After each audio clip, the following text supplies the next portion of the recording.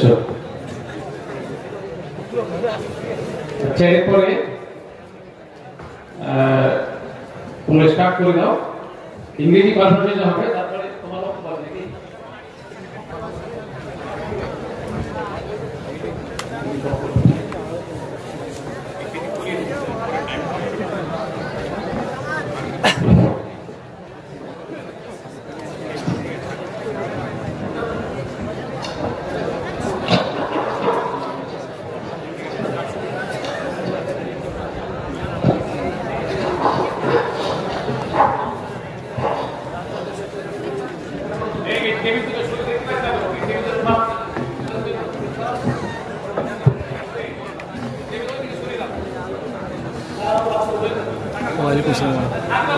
আপনাকে ডাকতে পারবেন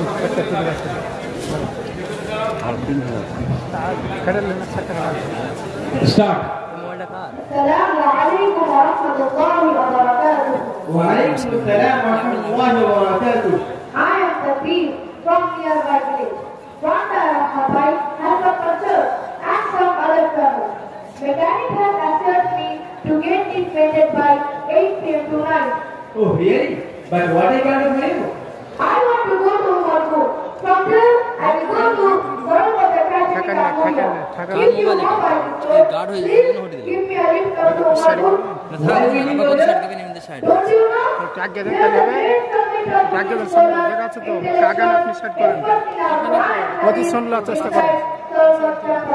Who are you in the Sabi? Actually, I don't know but I'm sure there will be a lot of time to hold and deliver discussion regarding shift and the dance. Very good news indeed. I must join you. This type of summit should be held every year. Our community deserves it. Many of us today don't know how to keep our environment intact, avoiding different jamming things and incidents happening around us. Oh, Vidhan is also very important in this regard. Unknowingly, we cultivate so many practices in the name of religion. Those practices may be Vidhan, which may cause to lose our iman. As our Prophet Muhammad sallallahu alaihi wasallam said in Sahih Bukhari, and Aisha radhiyallahu anha qala, qala Rasulullah sallallahu alaihi wasallam, man ahdatha fi amrina hadha ma laysa minhu fahuwa rad. Which means, if anyone introduces in our matter something, it will be belongs to not fitting. It will be rejected. Hadith number 2697. Oh, how dangerous it is. Then I must go with you. Upon returning from that night, you will have a hospitality at my home. The next morning, you will leave if it is necessary. Alhamdulillah. Okay, no problem. So let's go. More on the way.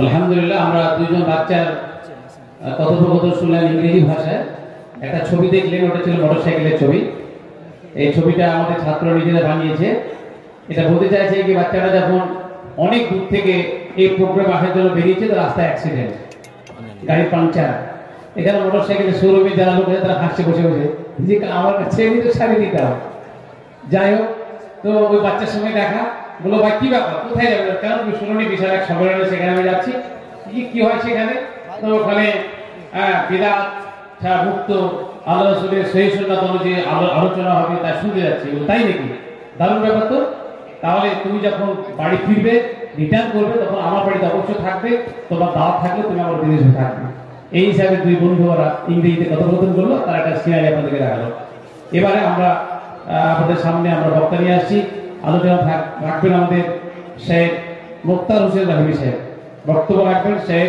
মুক্তার হোসেন রাহিমি সাহেব আলোচ্য বিষয় হচ্ছে প্রচারিত ঠিক আছে উনি আলোচনা রাখছেন উনি হচ্ছেন আমাদের পশ্চিমবঙ্গ জমিয়তে আহলে হাদিসের সহসভাপতি বা আমাদের প্রধান কাজী উনি বক্তব্য রাখছেন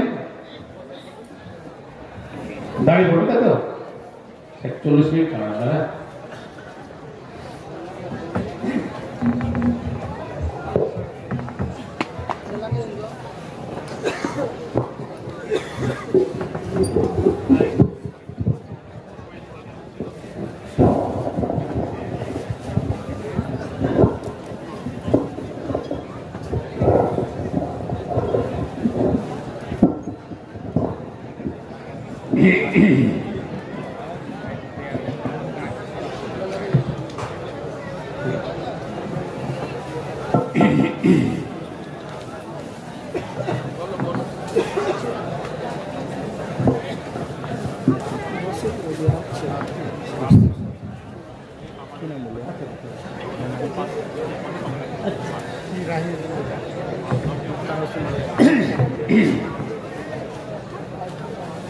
अस्सलामु अलैकुम व रहमतुल्लाहि व बरकातुह। इन्नल हम्दुलिल्लाहि वहदा वस्सलातु वस्सलामु अला मन ला नबिय्य बअदा। अम्मा बाद अऊज़ु बिल्लाहि मिनश शैतानिर रजीम। कुल हादिही सबीली अदउ इलल्लाहि अला बसीरतिन अना व मन इत्तबअनी। क़ाल नबी सल्लल्लाहु अलैहि वसल्लम व इन्नल उलमाआ वरसतुल अंबिया।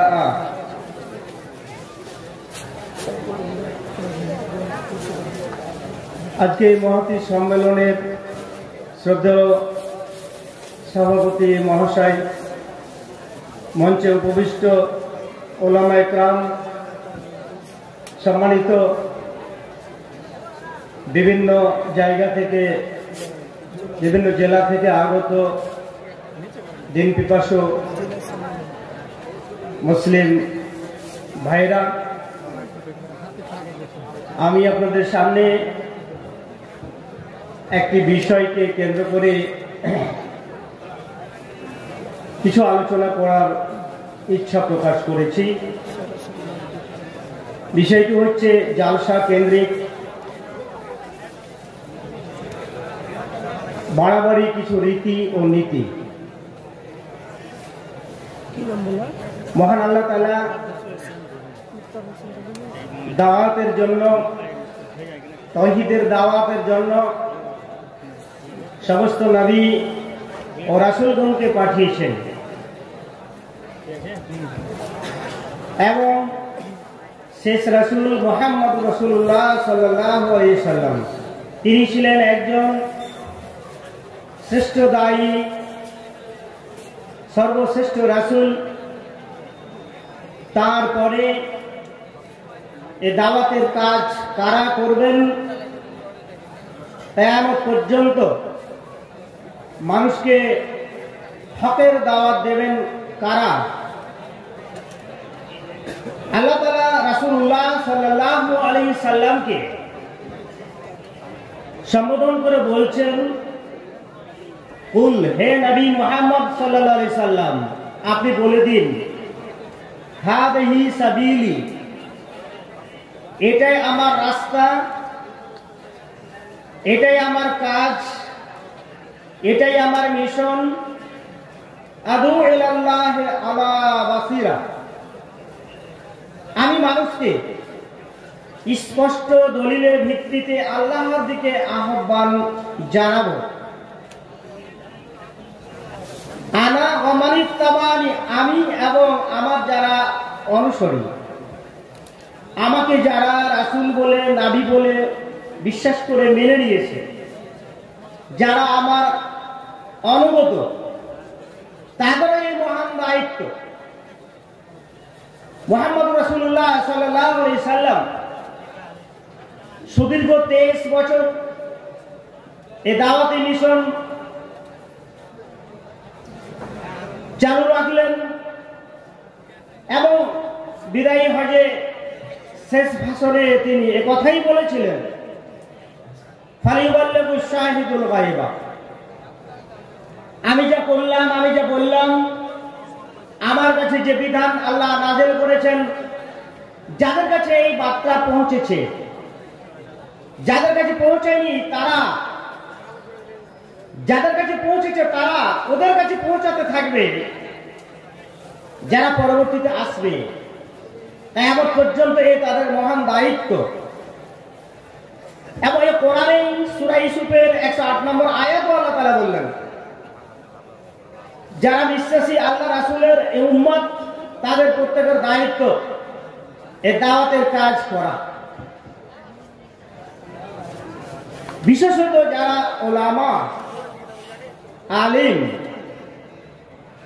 আল্লাহ রাসূল সাল্লাল্লাহু আলাইহি সাল্লামের ছেড়ে যাওয়া যে ইলম, এই ইলমের যারা ওয়ারিস তাদের মহান দায়িত্ব। আল্লাহ রাসূল সাল্লাল্লাহু আলাইহি সাল্লাম বললেন এক দীর্ঘ হাদিসের শেষ টুকরোটি বলছি আমি, ওয়া ইন্নাল উলামা ওয়ারাসাতুল আম্বিয়া, নবীগণের ওয়ারিস হচ্ছে ওলামা অর্থাৎ আলেমগণ। আর নবীগণ টাকা পয়সা ছেড়ে যাননি, লাম ইওয়ারাসু দিনারান ওয়ালা দিরহামান, টাকা পয়সা দিরহাম দিনার এর ওয়ারিস বানিয়ে যাননি। ওয়ারাসুল ইলমা, অর্থাৎ নবীদের যে ইলম দেওয়া হয়েছে সেই ইলমের ওয়ারিস বানানো হয়েছে আলেমগণকে। তাদের এই মহান দায়িত্ব এবং এ দায়িত্বকে কেন্দ্র করে ওলামাদের বিশেষ ভূমিকা দেখা যাচ্ছে। অবশ্যই সারা বিশ্বব্যাপী দাওয়াতের কাজে তারা নিয়োজিত আছেন, কিন্তু দেখা যাবে অধিকাংশ ওলামায়ে কেরাম, অধিকাংশ আলেমগণ বিভ্রান্ত হচ্ছে এবং বিভ্রান্ত করছে। তার কারণ অনেকে আলেম সেজে নিজের এলেম, নিজের বিদ্যা জাহির করার জন্য, নিজকে মানুষের কাছে তুলে ধরার জন্য, প্রচার প্রসারের জন্য দাওয়াতের কাজে নিয়োজিত আছে। আল্লাহ রাসূল সাল্লাল্লাহু আলাইহি সাল্লাম বলেন, ইন্নাকুম ফি জামানিন উলামাউহু কাসীরুন খুতাবাউহু কালীলুন।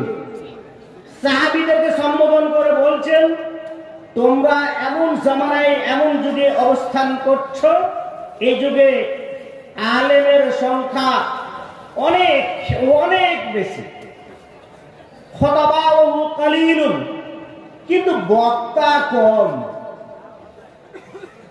আল্লাহ রাসূল বলছেন, আমার এই যুগে বক্তা কম, আলেম বেশি। তারপরে আরেকটি অংশে তিনি বলছেন, শুনে রাখো, ওয়াসায়াতি আলান নাস জামানুন, অদূর ভবিষ্যতে এমন এক যুগ আসবে, ইয়াকিল উলামাউহু, আলেমের সংখ্যা কমে যাবে, ওয়া ইয়াকতুরু খুতাবাউহু, বক্তার সংখ্যা বৃদ্ধি পাবে। তাহলে আল্লাহ রাসূল সাল্লাল্লাহু আলাইহি সাল্লাম যে কথাটি এখানে বললেন, এই হাদিসের মধ্যে দুটি সেন্টেন্স আমি উল্লেখ করেছি, দুটি বাক্য। ইমাম বুখারী রাহিমাহুল্লাহ এই বর্ণনাটি তারিখে কাদিরে বর্ণনা করেছেন 2819 পৃষ্ঠায় সারাত সেই। তাহলে আজকে দাওয়াতের মাধ্যমে আমরা বেছে নিয়েছি শুধু বক্তব্য, শুধু লেকচার, খতিব হওয়ার জন্য, লেকচারার হওয়ার জন্য দাওয়াতের ময়দানে আমরা নেমে পড়েছি। আজকে লেকচারার বেশি, বক্তব্য দেওয়ালাই বেশি, আলেমের সংখ্যা কম। এ কথাই আল্লাহ রাসূল সাল্লাল্লাহু আলাইহি সাল্লাম বলে গেছেন। কিন্তু আমরা বাহ্যিক দেখছি আলেমের সংখ্যা বৃদ্ধি পেয়েছে, আলেমের সংখ্যা বৃদ্ধি পেয়েছে, বক্তা হলেই যেন তারা আলেম। আমরা দেখেছি জালসা আজকে 40 থেকে 45 বছর আগে, আমার বয়স 60 বছর হতে যাচ্ছে বা হয়ে গেল, 40-45 বছর আগে দেখেছি বাৎসরিক যেখানে মাদ্রাসা আছে এক একটা করে জালসা হতো, আর তাবলিগি জালসা খুব হাতে গোনা দুই একটা হতো। এত মিডিয়া, এত প্রচার, এত সভা, এত দাওয়াতি সেন্টার, এত কনভেনশন, এত বড় সম্মেলন এরকম ছিল না। কিন্তু এখন ঘরে ঘরে দাওয়াতের সেন্টার, ঘরে ঘরে দাওয়াতি মিশন, বিভিন্ন জায়গায় দিনের প্রচার প্রসার চলছে। আবার কিন্তু জালসার সংখ্যা ব্যাপক হারে বৃদ্ধি পেয়েছে। জালসার উদ্দেশ্য যদি দ্বীনি দাওয়াত মানুষের কাছে পৌঁছে দেওয়া হয়, তাহলে জালসাকে কেন্দ্র করে যে জঘন্য রীতিনীতি প্রকাশ পেয়েছে, সেটা থেকে যদি আমরা সাবধানতা অবলম্বন না করি, অদূর ভবিষ্যতে আমাদের পরিণাম কিন্তু ভয়াবহ হবে এবং সেই দিকে আমরা এগিয়ে যাচ্ছি। নাম্বার 1, জালসা বা আলোচক হিসাবে যাদেরকে নিয়োগ করা হয় তাদেরকে এলেমের ভিত্তিতে নিয়োগ করা হয় না, তাদেরকে নিয়োগ করা হয় বক্তা হিসাবে। তারা বক্তব্য কিভাবে দিতে পারবে, তারা কিভাবে বেশি মানুষকে প্রভাবিত করতে পারবে, তার দিকে মানুষকে আকৃষ্ট করে দান খায়রাত তুলতে পারবে, সে সমস্ত বক্তাদেরকে দাওয়াতের মাঠে, জালসার মাঠে তাদেরকে আহ্বান জানানো হয়। দেখুন, যে বেশি কন্ট্যাক্ট করতে পারবে যে বক্তা, তাকেই ডাকা হয় জালসায়, তাকেই দাওয়াত দেওয়া হয়। কন্ট্রাক্ট বক্তা, অগ্রিম বুকিং 40,000, 50,000, 60,000, 70,000, 80,000, 90,000 পর্যন্ত বক্তারা অগ্রিম কন্ট্রাক্ট টাকা পয়সা নিয়ে থাকেন ব্যাংকের মাধ্যমে। এটা কি? আর তাদেরই আবার প্রোগ্রাম, তাদের ডেট আবার ফাঁকা থাকে না। আল্লাহ তাআলা বললেন রাসূলুল্লাহ সাল্লাল্লাহু আলাইহি ওয়াসাল্লামকে, শুধু তাই নয়, সমস্ত নবীদের কথাই ছিল, ইন আজরিয়া ইল্লা আলাল্লাহ, সূরা আস-সাবা 47 নম্বর আয়াত। আমাদের প্রতিদান, দাওয়াতের প্রতিদান তো আমরা আল্লাহর কাছেই পাবো। এটাই তো টার্গেট থাকা চাই, এটাই তো লক্ষ্য হওয়া উচিত। ওয়ামা আসআলুকুম আলাইহি মিন আজরিন ইন আজরিয়া ইল্লা আলা রাব্বিল আলামিন, সূরা আশ-শুআরা সূরা নম্বর 26, 127, 145, 146, 180 নম্বর আয়াত। তাহলে কন্ট্যাক্ট করে, বুকিং করে বক্তাদেরকে আনা হচ্ছে, এটা চরমতম অন্যায়। এটা পরিহার অবশ্যই করতে হবে। যারা যে সমস্ত বক্তারা বা যারা টাকা দেন এবং যারা নেন, তারা যে দলিল নিয়ে থাকেন, সহিহ বুখারীর 5737 নম্বর হাদিস, হাদিসটি ভালো করে দেখবেন, সেটা ঝাড়ফুঁকের বিষয়ে ছিল। দাওয়াত পৌঁছে দিয়ে টাকা দিতে হবে, কন্ট্যাক্ট করতে হবে, এই হাদিস থেকে দলিল নেওয়া যাবে না। উদ্দেশ্য যদি হয় অর্থ উপার্জন করা, তাহলে সে সমস্ত বক্তাদের শুনে রাখুন। যে সমস্ত বক্তারা কন্ট্যাক্ট করছেন এবং যারা নিয়ে আসছেন, তারাও শুনে রাখুন। রাসূলুল্লাহ সাল্লাল্লাহু আলাইহি সাল্লাম বলেন, মান তাআল্লামা ইলমান মিম্মা ইউতাকা বিহি ওয়াজহুল্লাহ লা ইয়াতাআল্লামুহু ইল্লা লিয়ুসিবা বিহি আরজাদ দুনিয়া লাম ইয়াজিদ আরফাল জান্নাহ ইয়াউমাল কিয়ামা, রাওয়াহু আবু দাউদ।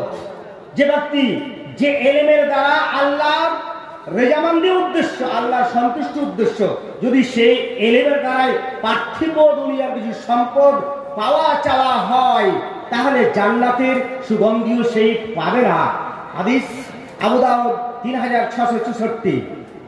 আর আল্লাহ রাসূল সাল্লাল্লাহু আলাইহি সাল্লাম বলেন, ইন্নাল্লাহা লা ইয়াকবালু মিনাল আমালি ইল্লা মা কানা লাহু খালিসান উবতুগিয়া বিহি ওয়াজহুহু, রাওয়াহুন নাসাই।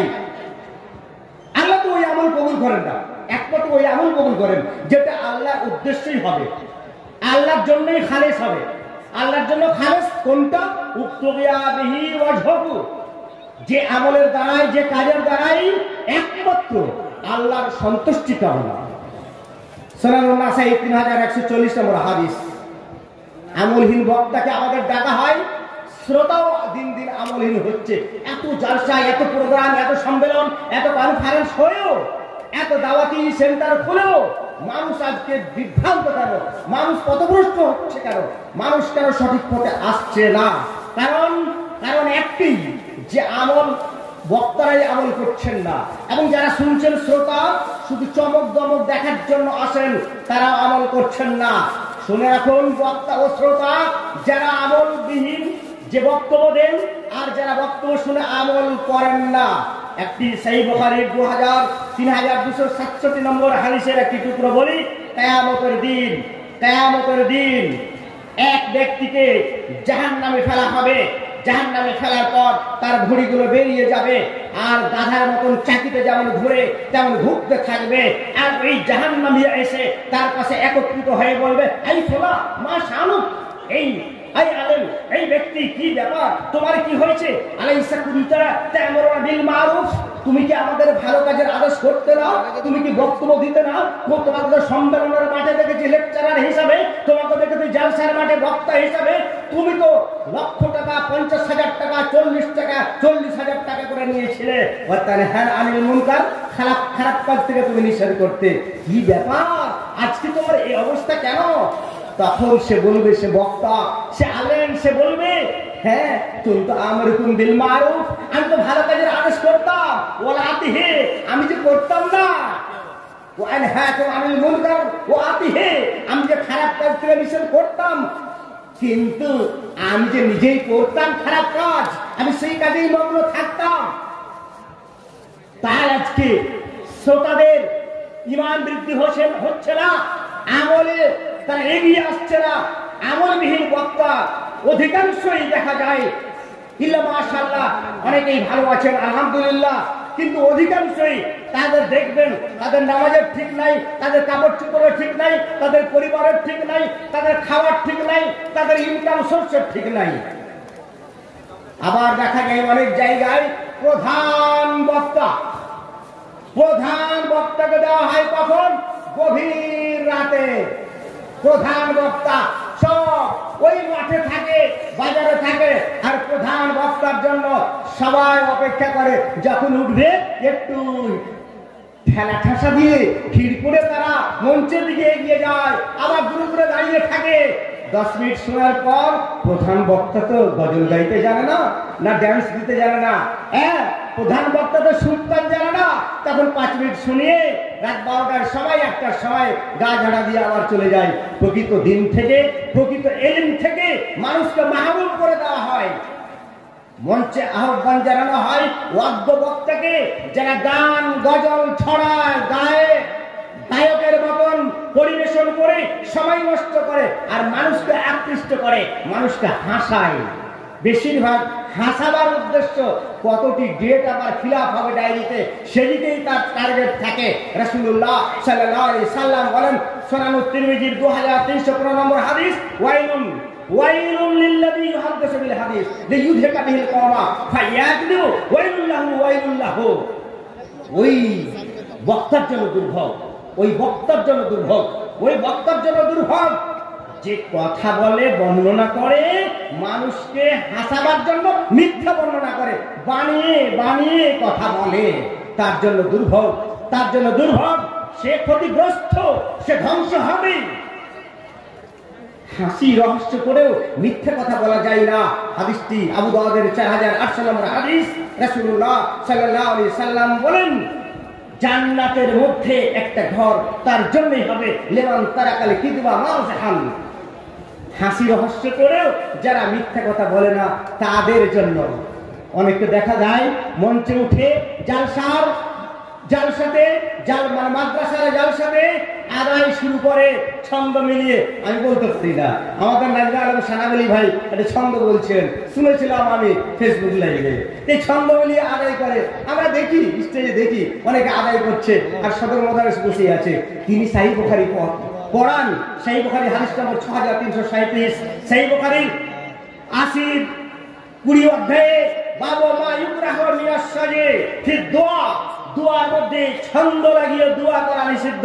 হাদিসটি সহিহ মুসলিমে এসেছে 1681 নম্বর হাদিস। তবু পরিবেশন করা হয়, আর চুপচাপ সদর মুদাররিস সাহেবরা স্টেজে বসে থাকেন। হাদিসের জ্ঞান নেই, আবার যদি ফতোয়া আসে তার কাছে, স্লিপ আসে, বলছে সুবহানাল্লাহ, ঝট ঝট ঝট ঝট ঝট ঝট করে উত্তর দিতে আরম্ভ করে দেয়। এত মানে আল্লাহ ইলম দিয়েছেন, সুবহানাল্লাহ, কাগজ আসছে ফাটাফাট ফাটাফাট উত্তর দিয়ে যাচ্ছেন। শেখ আব্দুর রাজ্জাক বিন ইউসুফের মতো মনে হচ্ছে ইলমের দরিয়া। নাউজুবিল্লাহ। হাদিসের জ্ঞান নেই আর ফতোয়া দিতে এক্সপার্ট।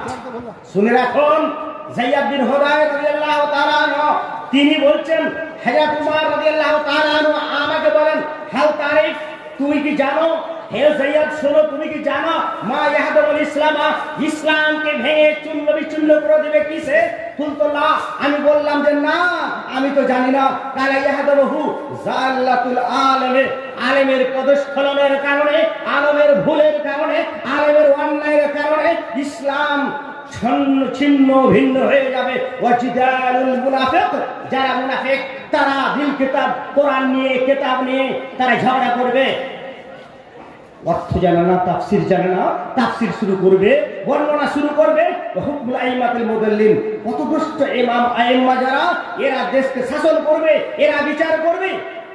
সুনানুদ দারিমি 220 নম্বর হাদিস। আর শুনে রাখুন, যাকে ফতোয়া দেওয়া হবে, মানুষকে বেগারে ইলমিন, তার ইলম নাই, আর ফতোয়া দিল, ভুল ফতোয়া দিল, ভুল আমল করার কারণে যে পাপ হবে, যে ব্যক্তি ফতোয়া দিয়েছে তার উপরে সমস্ত পাপ বর্তাবে। ওমান আশারা আল আখিহি বিআমরিন, কোন ব্যক্তিকে সাজেশন দিল, মানে এগুলো পরামর্শ দিল, ভালো আছে এটাতে, বলল এটা করো, ইন আন্না রুশদা ফি গায়রিহি ফাকাদ খানাহু, সে বিশ্বাসঘাতক, সে বিশ্বাসঘাতকতা করলো। সুনান আবু দাউদ 3657 নম্বর হাদিস। আজকে আমন্ত্রণ জানানো হচ্ছে বেদাতি বক্তা, যারা বেদাত করে কিন্তু আদায় করতে হবে, লোক জমাতে হবে। ভালো করে শুনে রাখুন, মুহাম্মদ ইবনে সিরিন তিনি বলেন, সেই মুসলিমের প্রথম খণ্ড মুকদ্দমা 11 পৃষ্ঠায় দেখুন, তিনি বলছেন ইলম কার কাছে নেওয়া হবে, ইলম কার কাছে নেবেন, লেকচার কার কাছে কার শুনবেন। ইন্না হাযাল ইলম দীনুন, এটা সহজ ব্যাপার নয়।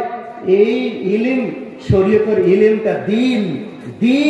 ফানজুরু আম্মান তাখুদুনা দীনাকুম, তোমরা দেখো দিন কার কাছে গ্রহণ করবে।